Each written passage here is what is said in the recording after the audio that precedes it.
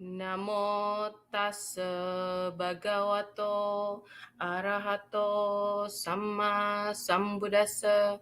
Namo tassa bhagavato arahato samma sambuddhassa. Namo tassa bhagavato arahato samma sambuddhassa. Honor to him, the blessed one, the worthy one, the fully enlightened one. My utmost respect to the perfectly enlightened Sammasambuddha, the noble doctrine of the Buddha, and the noble Mahasangha, the disciples of the Buddha. Dear Dhamma friends, welcome to the lecture 2 of our guest lecture series. Under this weekly guest lecture series, we will cover up more current and modern topics related to Buddhism to help benefit our community around the world. I believe this effort by Dhamma USA is going to help the community to apply Buddhist teachings in a more practical level. Today, we have invited another distinguished person to this special guest lecture series. Our guest lecturer today, who has kindly accepted our invitation to talk about a series of Dhamma sharing, is a medical doctor specializing in cardiology and Buddhist practitioner as well as a mediator.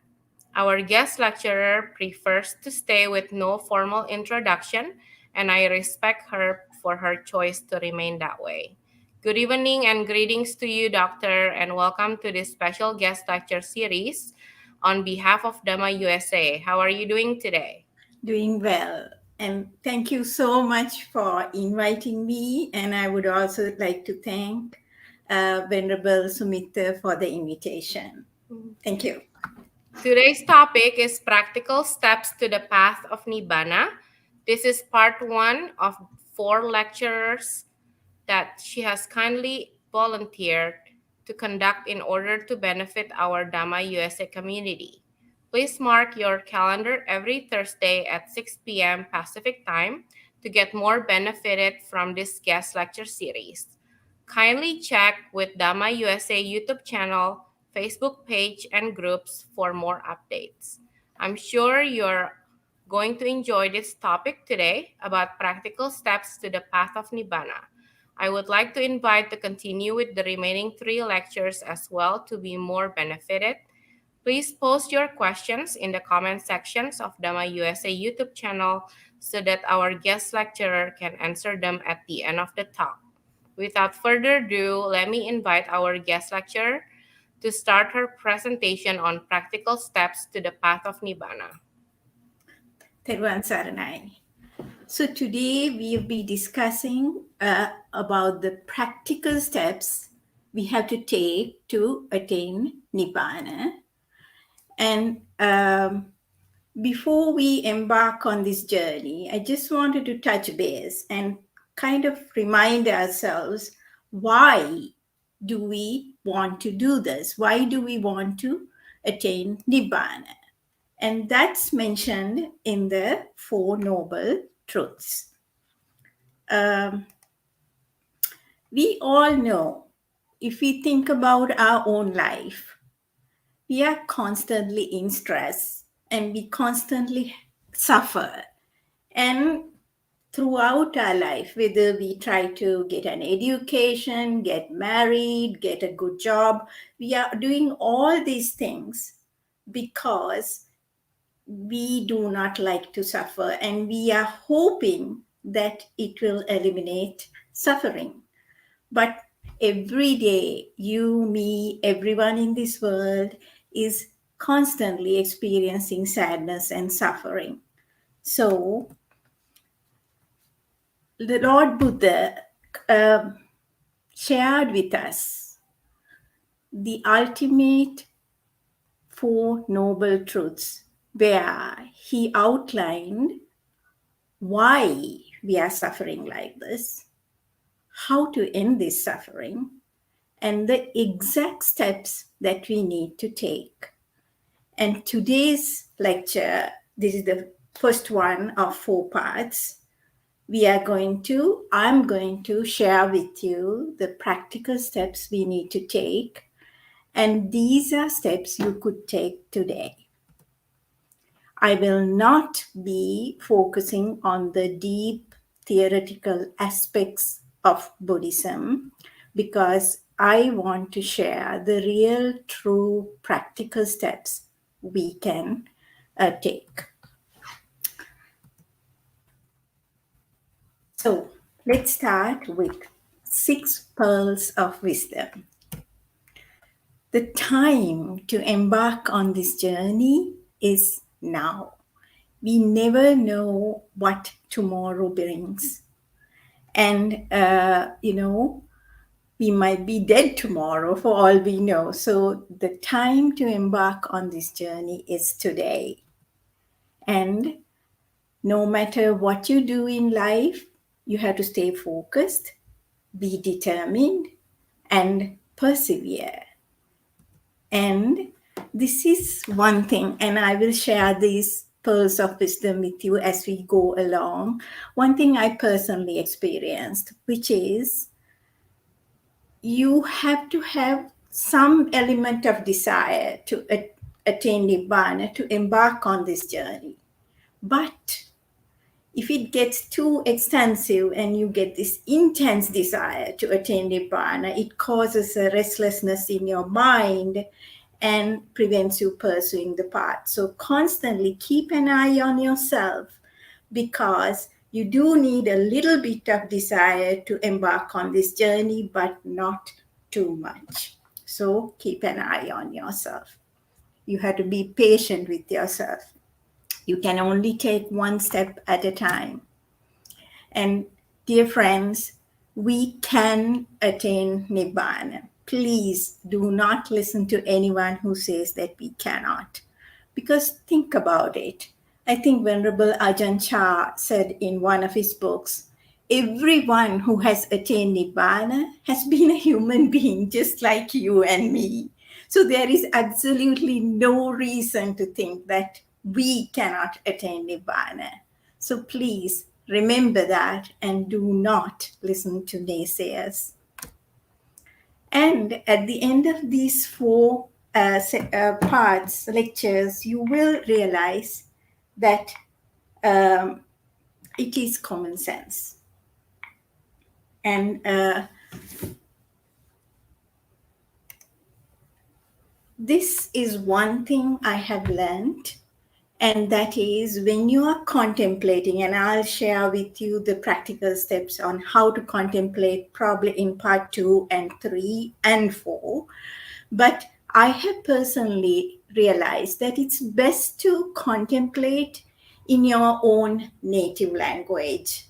Because remember, we are not here to learn a new exotic language. We are here to attain Nibbana, which is actually a training of our mind. So I personally think it's best to contemplate in your own native language. In my opinion, and you will understand it, I will outline this as 3 steps that we have to take. The very first step you have to take is learn and know the syllabus, just like when we were doing in school. So you have to know the syllabus and also know the subjects and the concepts. So that will be the first step. And the second step, the slide is not very good, but basically you have to know not only the specifics, but also the extensive study of that concept so that it's very clear in your mind. So whatever the concepts, they need to be clear. This is the second step. So now we will go through the theoretical aspect. Then Lord Buddha said, you need to not trust what I say. You need to look at it and see whether what was being said is the truth. And how do we do that? We have to be like scientists and observe our own mind and confirm the accuracy of the steps that you learned. So basically, step 1 is you learn the theory. Step 2 is you be like a scientist and observe your own mind, and you confirm the accuracy of the concepts you learned. And then, unlike any other scientific experiment you had done, this time we have only one tool to do this experiment, and that tool is our own mind. So, just like, let's say you were trying to do an experiment with a magnifying lens, you had to get it really cleaned. And the same way, we have to train our mind to be the best tool it can be. And that means a mind that is calm and focused. So that's the second step. And with that calm mind, you start observing your own mind. And then you contemplate about what you observed and confirm the accuracy of the theoretical concepts that you had gained. So this is step 2. You are being like a scientist. Step 3. Step 3 is, now that you have A, learned the theory, B, looked at your own mind and confirmed, yep, this is accurate, what is being said is accurate, then we have to retrain our mind to see things as they truly are. So that is the third step, retraining of our mind.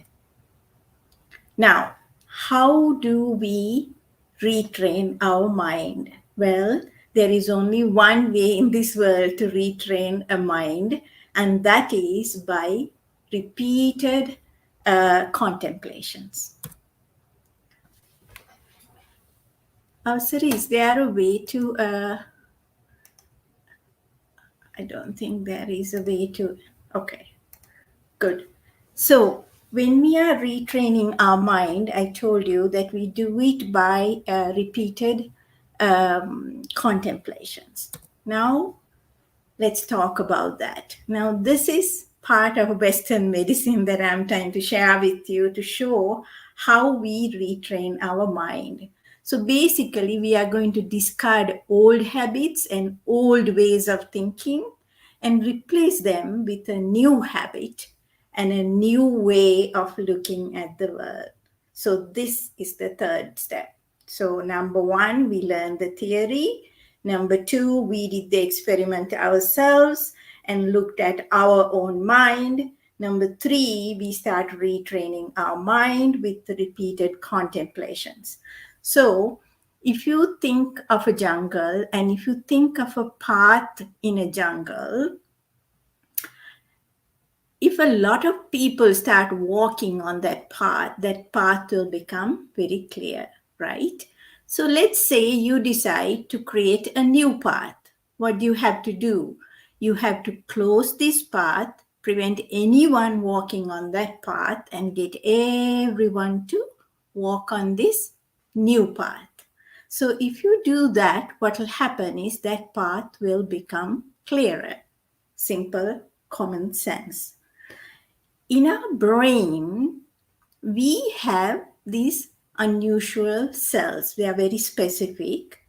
And what they do is they connect with each other and they create neural pathways, just like in this forest path. And the more we walk on this path, the more we practice something, those paths become very clear. So on this diagram, you can see that well. The more you carry out a certain task, a behavior, a way of thinking, that becomes stronger and stronger and stronger, and the old pathways die off. So this is why repeated sessions of contemplation is required. So, in other words, the more you practice, the better you get. Common sense. So, to summarize, what we are trying to do is train our mind to see things as they truly are. And yes, we can attain Nibbana, but you have to be determined, be patient, and please do not listen to naysayers. Again, to recap what we learned, we first have to learn the theory. So we call it know the mind. Next, you have to actually perform the experiment and start observing your own mind, which we can say see the mind. And finally, we have to retrain the mind. And once we have completely retrained our mind, we attain Nibbana. So, just like any journey that we embark on, there will be a beginning, a middle, and an end. Whether you are going from one town to another, you have to know where you are going. Otherwise, you might end up somewhere else. So likewise, in the path to Nibbana, there are 4 stages. So this is an overview that I'm doing so that we know where we are going.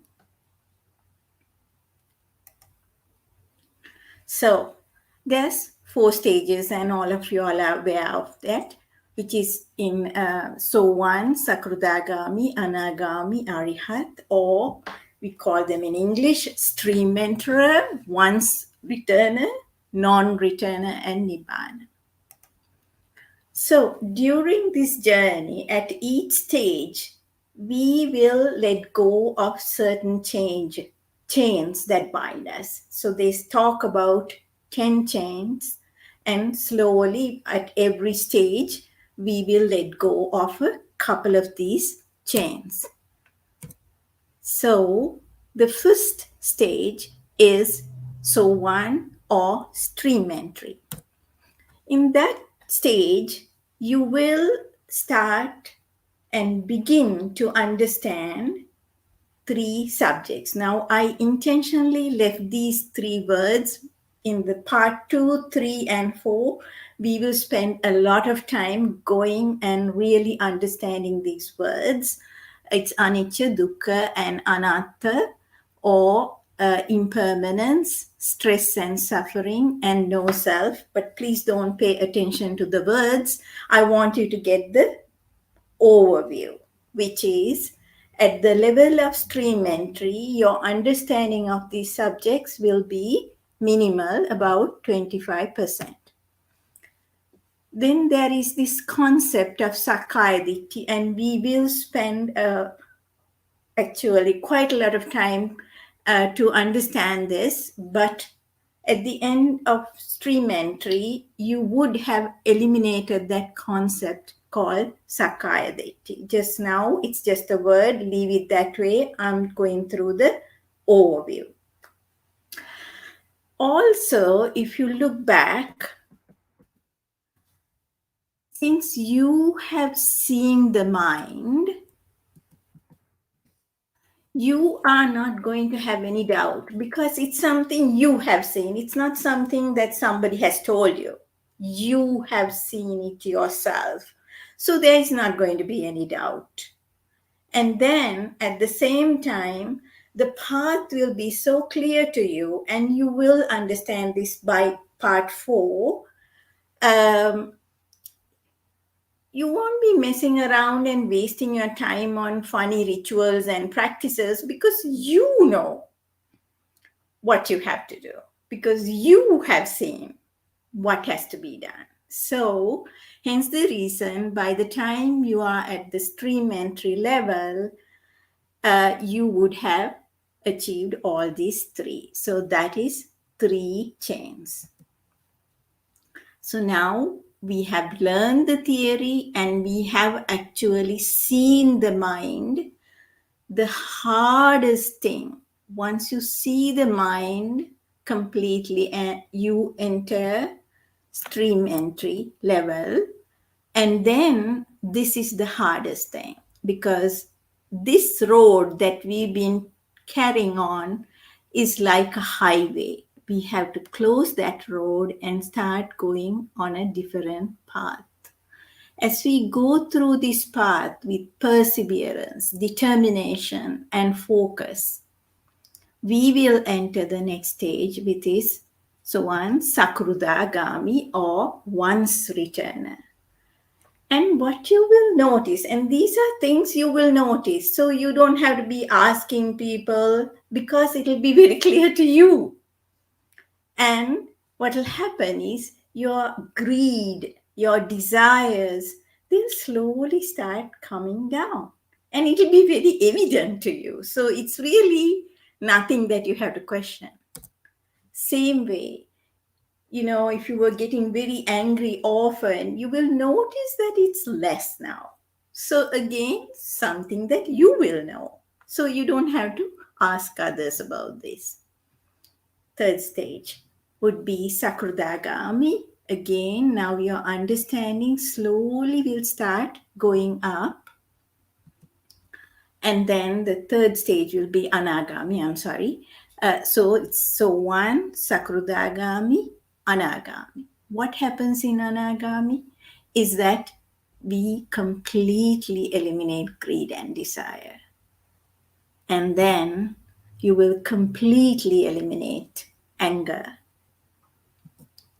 And your understanding of these three topics, which we will go through at a greater depth, will be much better. And by then, you come to the fourth stage, which is Nibbana. What happens there? You will have a complete understanding of these three main subjects. So that is an overview. We will be going into much greater details as we go through this journey. When we attain Nibbana, we have trained our mind to see things as they truly are. Your mind will be calm. It will no longer be restless. And your mind will not start comparing yourself with others.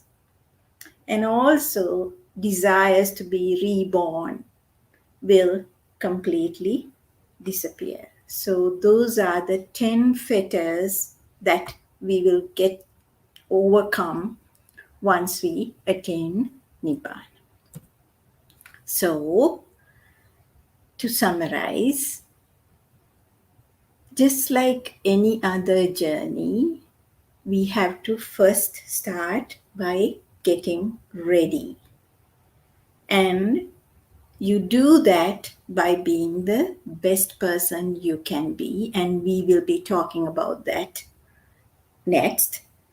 The second thing we have to do is to start training our mind to be the best tool, because it's the mind that we will use to observe our mind.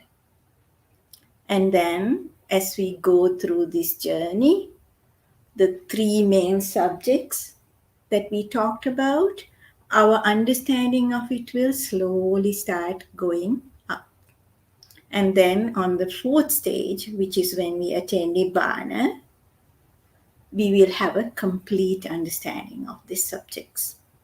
And by then, we would have broken all 10 chains that bind us.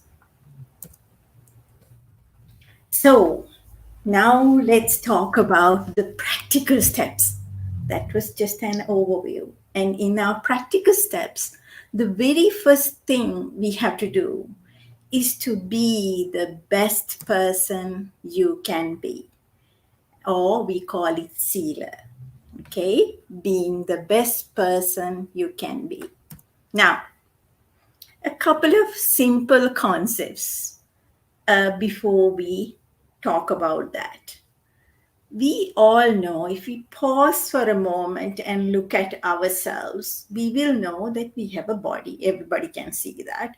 And then we think. So we obviously have a mind. So we have two parts, which is a mind and a body. A very, very, very important concept. So please remember this picture. We have two main parts, a mind and a body.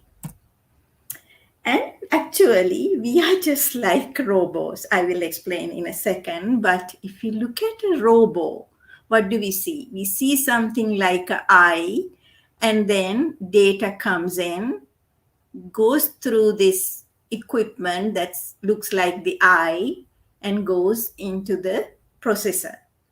And something that looks like an ear, data will come through and will enter the processor. And what does the computer processor do? It will analyze this data according to an algorithm and make conclusions. And then using another algorithm, it will set up a set of actions. So for example, in this robot, there's things that looks like legs. So maybe it will get it to walk. So now with that understanding, let's look at our body. What do we have? Well, we also have little equipment that gets data from the outside world. What are they? Well, we have eyes, ears, nose, tongue, and skin, right?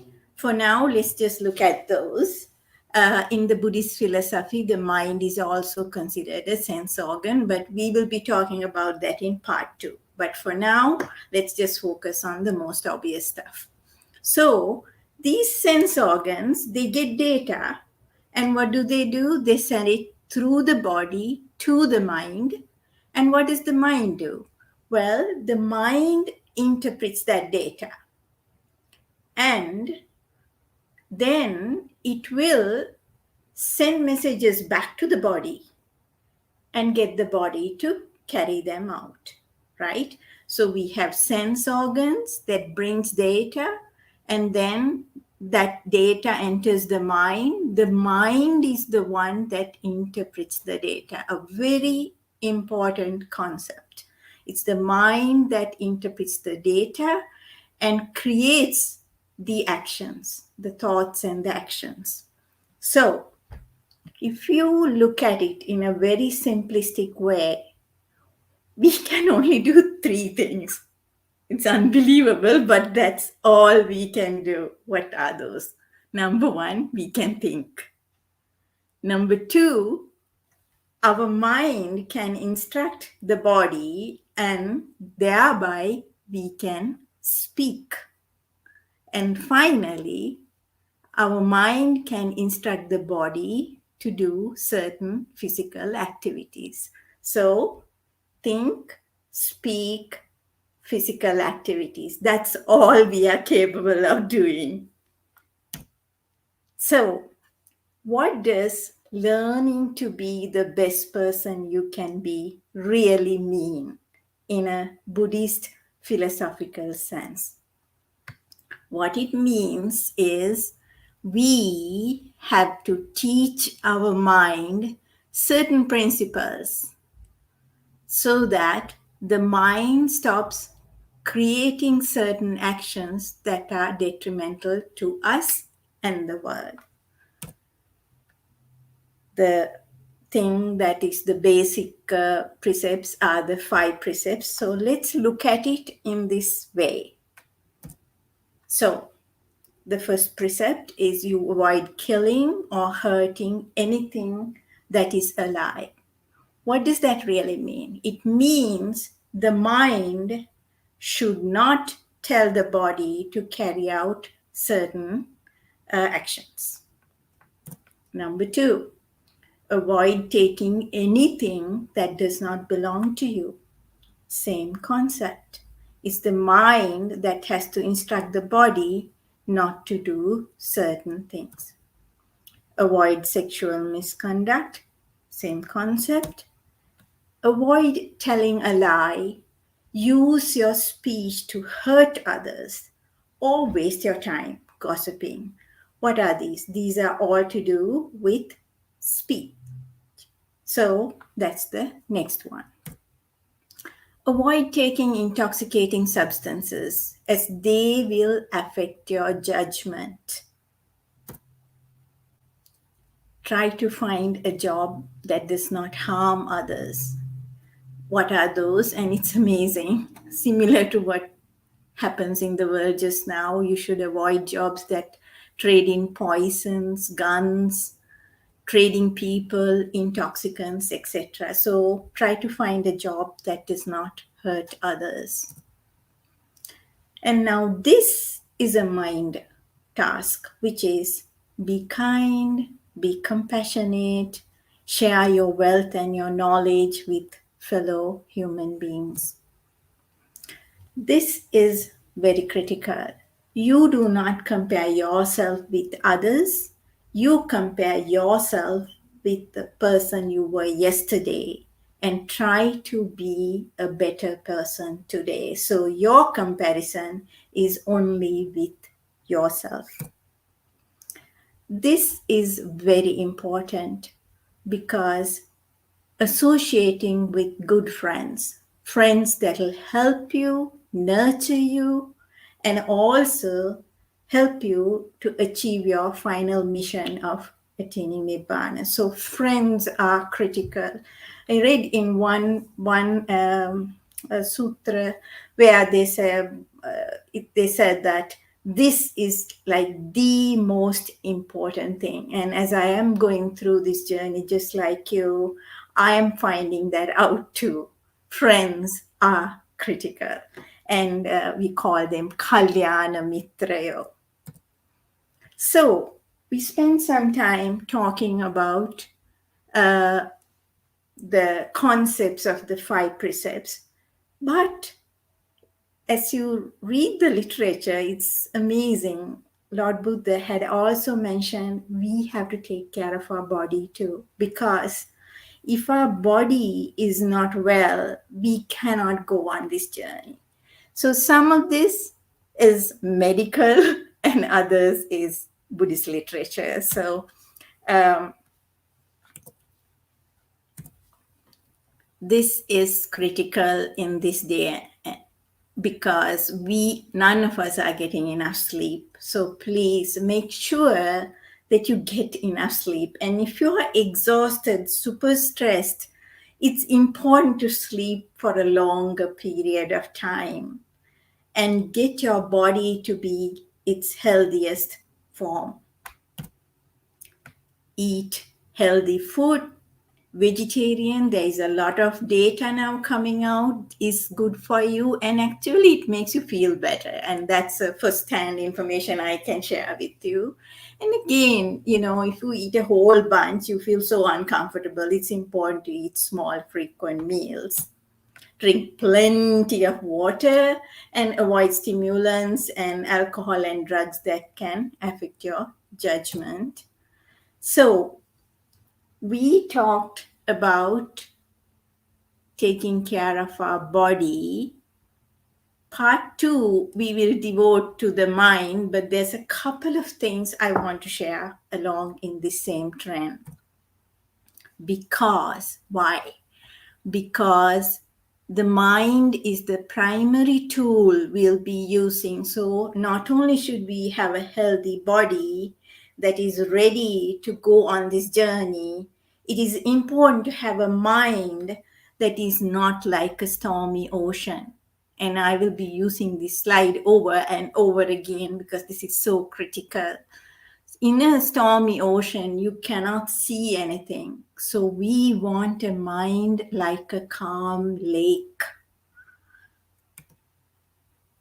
these days. And I know this firsthand, we get stuff from everywhere. So please look at your life and see, what are there any responsibilities that you can eliminate?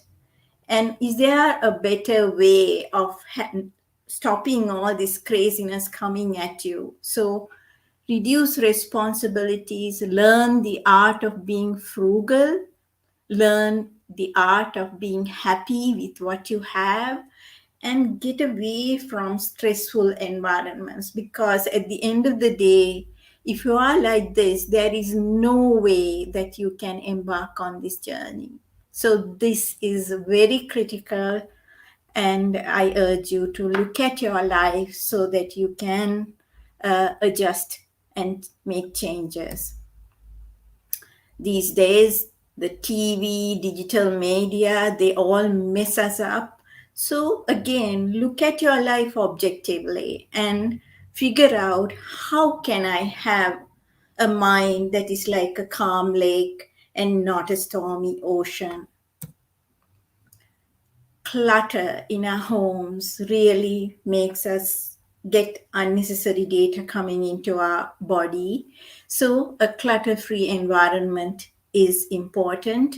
Again, it may not be practicable. So try to have even a small area that is clutter-free and where you feel safe, very critical.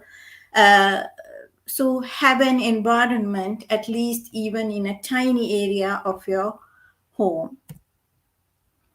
This is a practical thing that I can share with you. There is so much coming at us these days. In order to have a calm mind, there are times that you have to let out your emotions. There's so much frustration, so much fear, so much sadness. This technique is called journaling. And what you do is you grab a piece of paper and keep writing down everything that's bugging you, making you mad.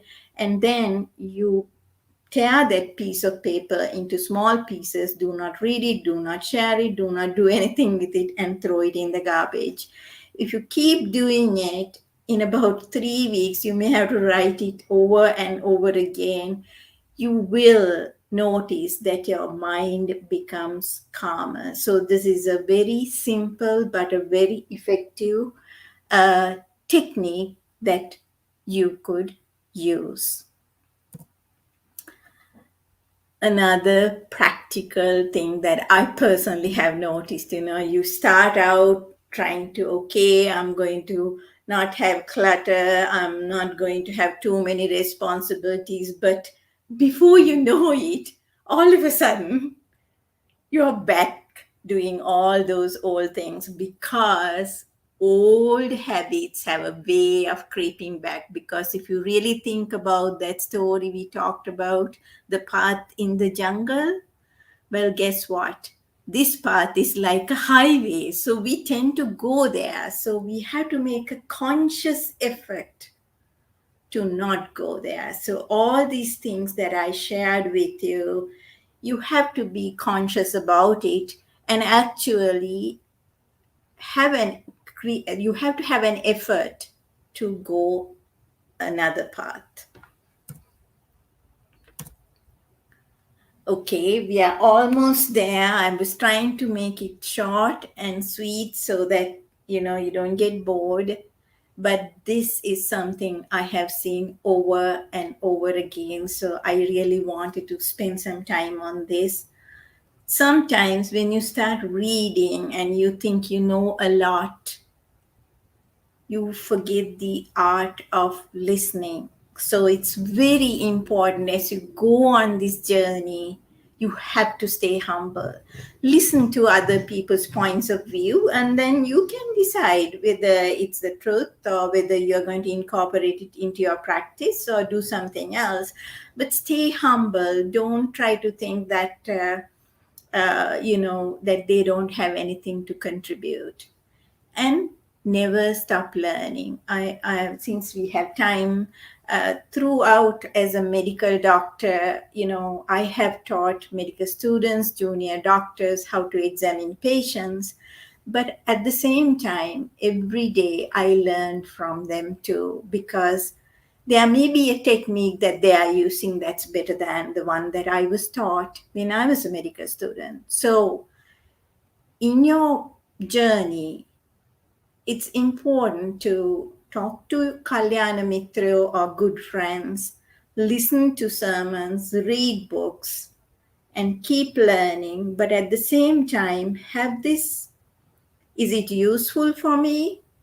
Can I incorporate this? Is my technique better or is this technique better? These are decisions that you have to take, and you will only have that opportunity if you keep learning and contemplating with a purpose and a mission of attaining Nibbana. And this, I strongly personally believe this. It's very important that we help and nurture each other and not put down people. And at the same time, encourage them to start where they are and start on this journey today. Very important. So, let me summarize today's lecture. Number one, yes, we can attain Nibbana. It is all common sense, and we will discuss this in part 2, 3, and 4. And now I have homework for you. Really look at your life and see, how can I do better to take care of my body? What can I do to eat healthier? Am I getting enough sleep? Am I drinking enough water? Do I have too much going on in my life? And is my mind like a stormy ocean because I'm letting too much data come in either via TV or social media or too many people messing around? So all this is going to affect your body. So this week, until we meet again next Thursday, please, I want you to really objectively look at your life and then make a list of ways that you can do better. Don't try to do everything all at once. Just do one thing at a time and perfect it, and then move on to another part of your life. But these are very critical in starting this journey. Again, starting today, make a determination until next Thursday, you are not going to break your precepts. This is something that you can make a determination today. And one other thing, let's say you broke a precept. That's not the end of the world. At the next minute, you start making a determination that you are not going to break it again. So please don't let your mind play games with you and say, okay, I failed, so I won't be able to go on this journey. No. Next second, you can say, okay, this is the moment for the rest of my life. So I am going to focus on my journey and keep moving forward. Next part, we will be talking a lot about how are we going to get the mind to be the best tool it can be. Because no matter what, if you and I look at our mind, it's like a stormy ocean. So practically, how do we make it feel calm like this so that we can create the best tool for ourselves to go on this journey? So we take one baby step at a time. And today, what you are going to do as you embark on this journey is try to get your body to be the healthiest of its form. Reduce your responsibilities and try to get your mind to be calm from a practical point of view. And in our next part, we will talk about the actual first step you have to take, which is based on what we call the Satipatthana Sutra. I won't be using exotic words. I will be using normal, natural words that are familiar to us, but it is based on that. So how do we take that first step? That will be what we will be talking about. So we'll be talking about how to get the mind to be the best tool, and also what is the first step we will take, and as we go on this journey. So that's all for this week. And now, if you have any questions, I'll be happy to answer them. But I do want to keep it short so that you don't get tired. Thank you for listening.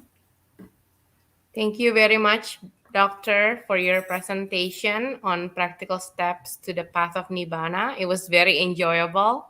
Good. I'm sure all of our Dhamma friends around the world were benefited today. We will take up your questions now, and we encourage you to post the questions through the Dhamma USA YouTube channel. Looks like there's a question from Alia.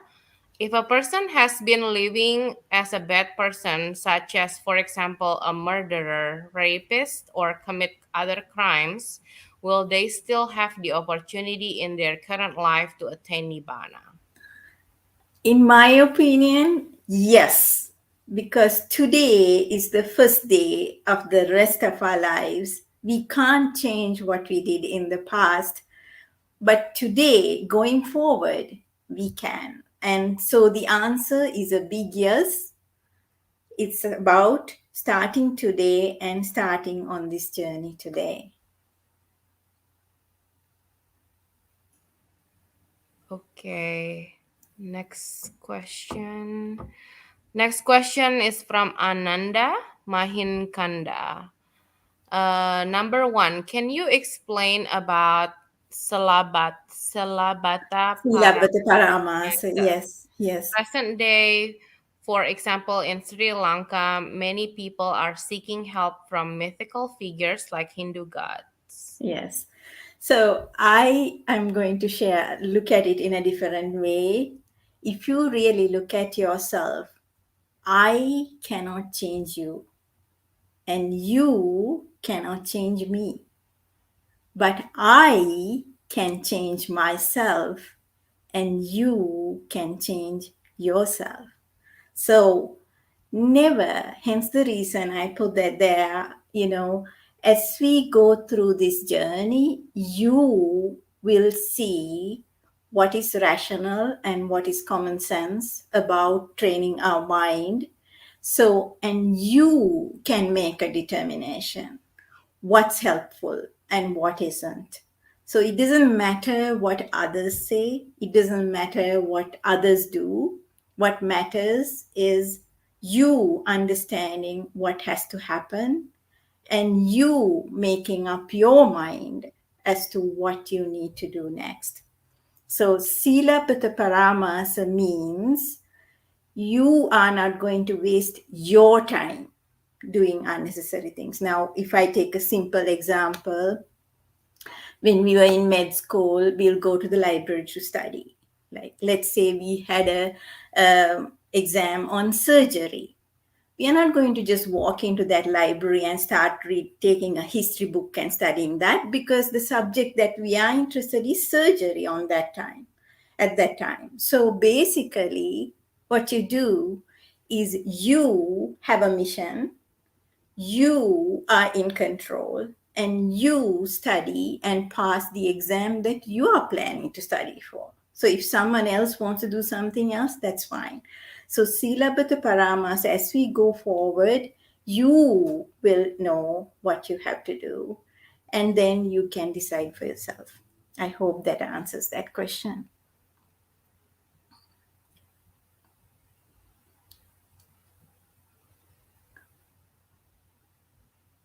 Okay.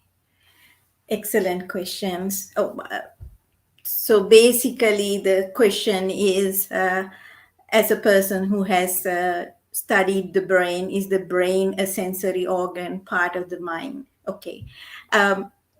Again, I have learned Yes, I have dissected the brain, but if you really think about it from a very common sense point of view, every dead person has a brain, right? But there is no activity there. That's how we scientifically decide that somebody is dead. So, um, this is where the Buddhist philosophy has to be slightly separated from the Western medical part. We can use it up to a point, but after that, we do have to do our own meditation, and we do have to observe our own mind, and then you will see that it's not really the brain. It's a thing that we all have, as we think, we can see that as we meditate. So my personal opinion is consciousness or the mind doesn't have structure. That is my personal opinion, and you can form your own opinion after you meditated and learned the techniques of actually looking at your mind. To me, they look different, but I do not know the exact answer. And to be honest with you, on our path to Nibbana, what we are interested is training our thought process and training our mind. So it's kind of a sneaky way of saying, I really don't know the answer, but I do think the brain is not the mind. I think brain is a structural thing. The mind is something else. And you will see it as you meditate. And therefore, this question will become a moot point as you meditate. I hope that answered that question. Another question, your thoughts on eating flesh, how it affects your mind and body. Very good question. I'm going to answer it in two ways, actually, maybe three. Number one, from a Western medical, I'm a cardiologist, so point of view, it's not very healthy to eat meats because it does affect your health. So that's one reason that I would not eat meat. And personally, if you just do this test yourself, and just become like eat mostly vegetarian food for about 3-4 days, you will physically feel a lightness come over you. It's a physical phenomena, and you can experience. Again, don't listen to others, just do these things yourself and see what happens.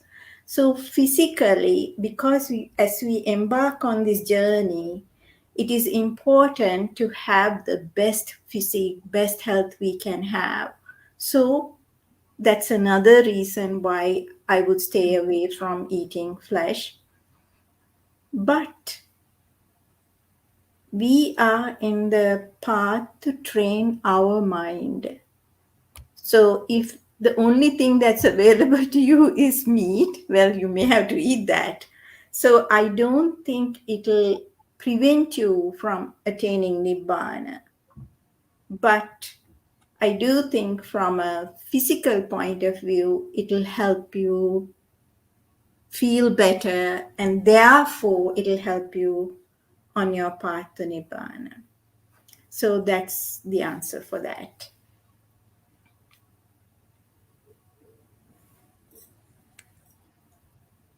Dhamma USA, yeah. Yes. Can you please explain Sakaya Diti little more clearly? Yes. I will be spending about half of, maybe 1/4 of that explanation in part 4. It Unless we go step by step, the whole thing gets highly confused. Just like, you have to first learn the alphabet, then a few words, then a few sentences, and then you can read Shakespeare. So likewise, today was an overview, and step by step we will go, and I promise you, by part 4 you will be an expert on what Sakaya Dikti means. So that's for another day.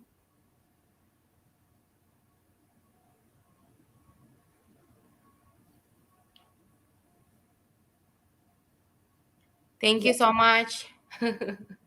Yes.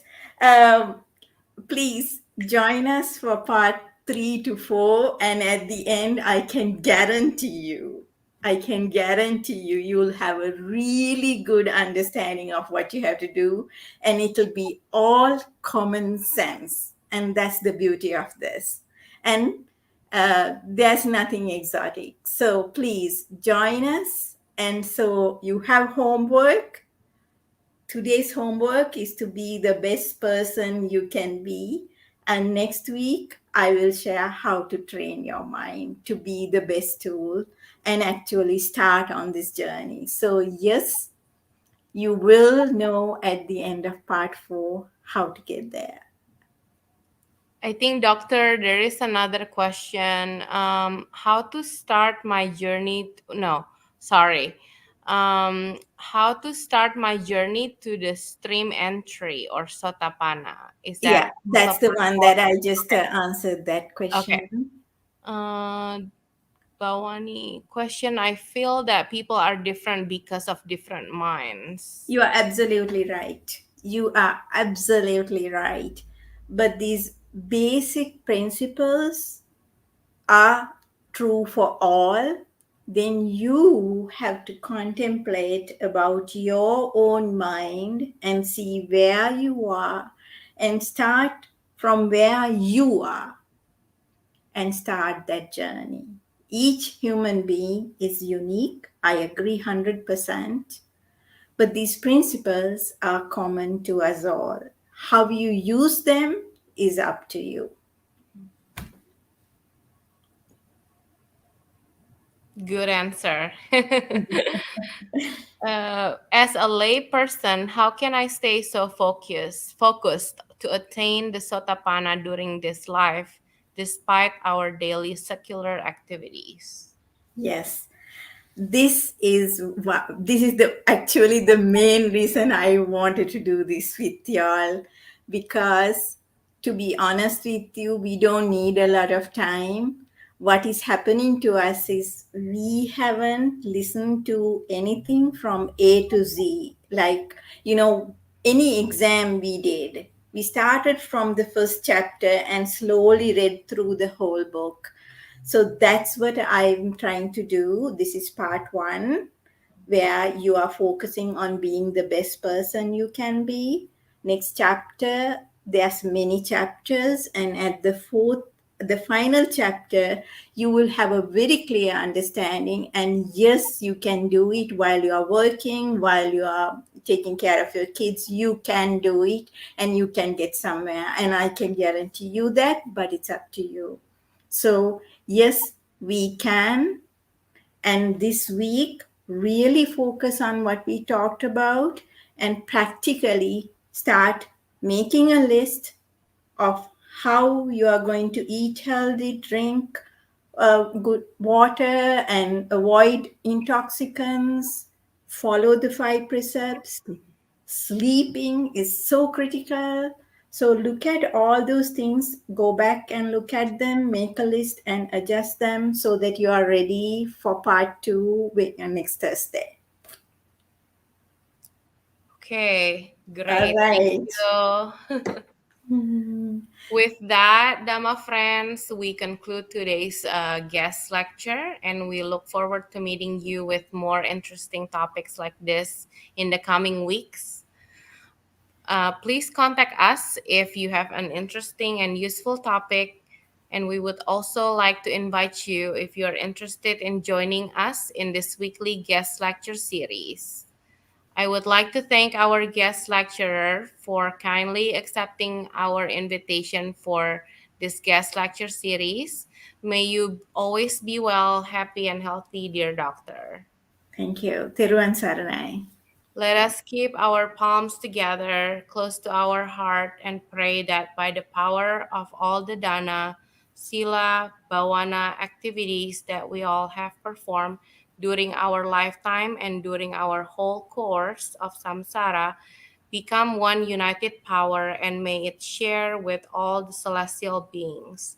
May all the wonderful celestial beings, including respectful Brahmas and Devas, and all sentient beings receive this merit and share this merit and be well, happy, and healthy wherever they are. May all our departed ones also receive this merit and be well, happy, healthy, and safe wherever they are. May all of us be able to live life peacefully, comfortably, and with good health. May all of us and all sentient beings be able to attain the supreme bliss of Nibbana, the absolute peace and happiness at the end of our samsara.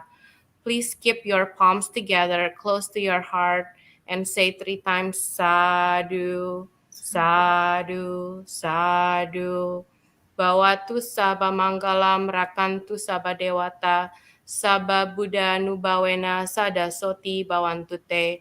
Bawatu saba manggalam rakantu saba dewata, saba dhamma nubawena sada soti bawantute. Bawatu saba manggalang rakantu saba dewata, saba sangha nubawena sada soti bawantute. Sadhu, sadhu, sadhu. Thank you, everyone. We will see you all again next week and have a great evening.